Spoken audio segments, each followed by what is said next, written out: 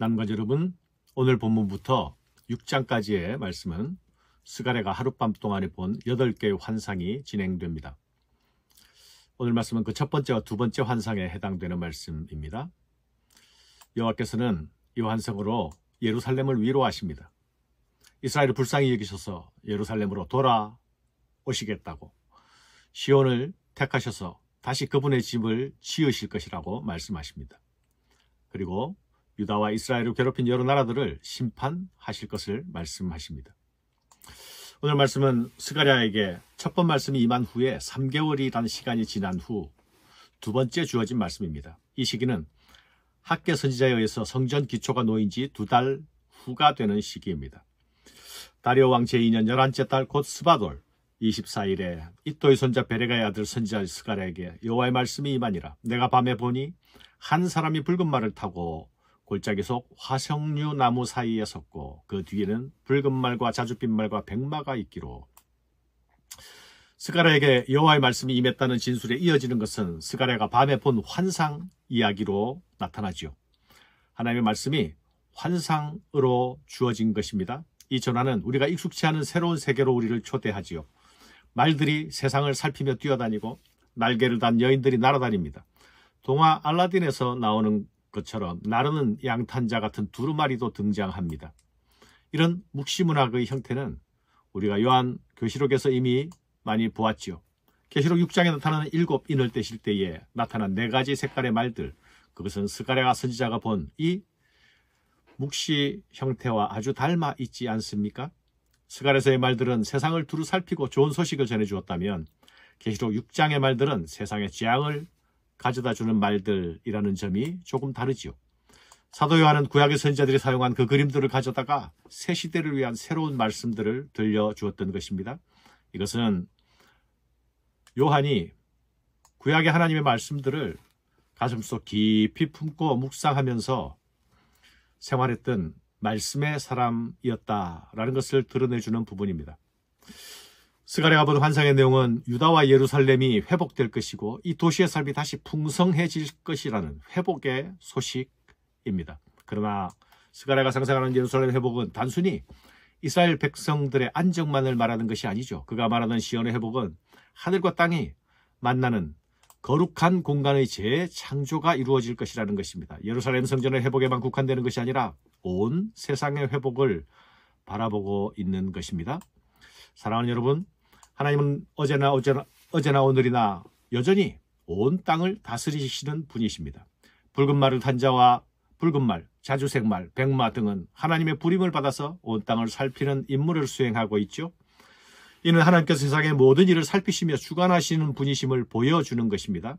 지금 스가랴 시대는 이 주권자 하나님에 대한 믿음이 없기 때문에 성전 건축이 중단되어 있는 상태입니다. 그러나 그들이 포로에서 고토로 귀환하게 된 그 일만 하더라도 하나님의 역사였음을 그들은 기억해야 했습니다. 그들에게 일어난 일들은 단순히 국제정치적 역학의 산물로 이루어진 일이 아닙니다. 제국의 정책적 전환 때문에 이루어진 일만이 아닌 것이죠.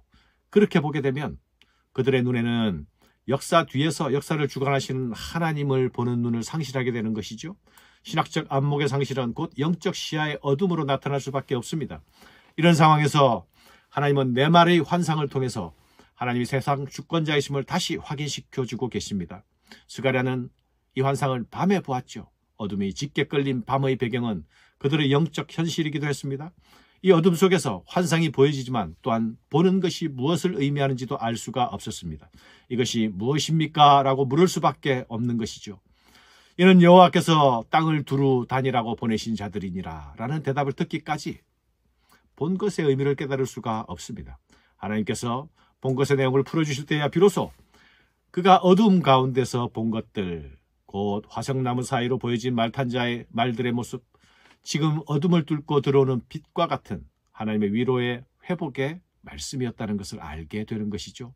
사랑하는 여러분, 하나님은 자기 백성 이스라엘을 불쌍히 여기시는 분이십니다. 온 땅을 돌아보고 온 결과 붉은 말을 탄 자가 말하기를 온 땅이 평안합니다, 조용합니다 라고 말해주죠.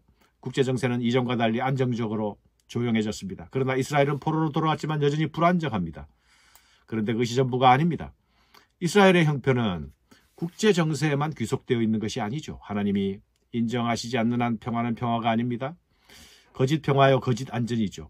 하나님은 시온을 위하여 불의한 나라의 번성을 질투하십니다. 그들의 오만과 과다한 폭력에 진노하십니다. 만군의 여호와의 말씀에 내가 예루살렘을 위하여 시온을 위하여 크게 질투하며 아니란 여러 나라들 때문에 심히 진노하나니 나는 조금 노하였거늘 그들은 힘을 내어 고난을 더하였으며. 하나님은 머지않아 중단된 성전도 완공케 하실 것입니다. 그들 가운데로 돌아오셔서 그들을 하나님의 백성답게 다시 만드실 것입니다. 여호와께서 다시 시온을 위로하시겠다 약속하십니다. 다시 예루살렘을 택하겠다 말씀하십니다. 그들의 성읍은 다시 넘치도록 풍성하게 될 것입니다. 하나님이 그렇게 하시겠다 하십니다.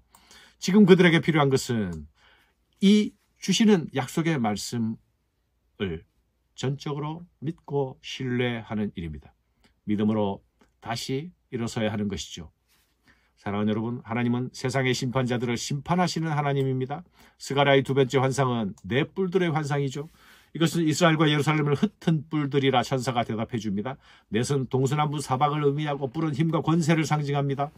이들은 이스라엘을 괴롭히던 열방과 제국을 상징하는 것이죠. 하나님은 이 열방들이, 이 제국들이 이스라엘을 괴롭게 하는 것을 허락하셨습니다. 일시적으로. 그들을 도구로 사용해서 이스라엘의 죄를 징치하셨습니다. 그러나 그들이 사람의 머리를 들 수 없을 만큼 지나치게 굴었습니다. 그래서 심판의 도구였던 그 뿔들 역시 하나님의 심판을 받게 될 것입니다.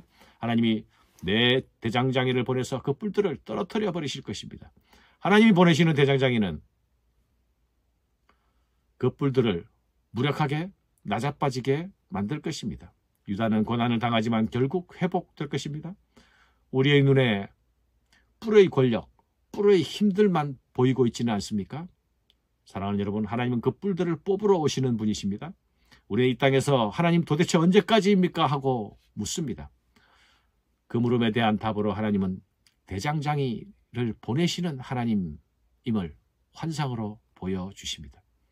우리는 세상의 뿔들을 꺾으시는 하나님을 믿고 의뢰해야 합니다. 그 믿음은 하나님이 주신 말씀을 주목하는 믿음이고 그 믿음은 보여주신 말씀을 붙드는 믿음입니다.